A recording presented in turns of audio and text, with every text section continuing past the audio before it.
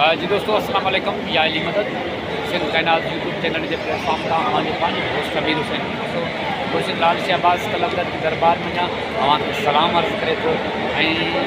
YouTube channel Sindh कायनात के सभी ॾिसंदड़नि खे दिल के गहराइनि सां खुर्शीद लाल शहबाज कलंदर के रोज़े में दुआऊं तव्हां असांजा सभई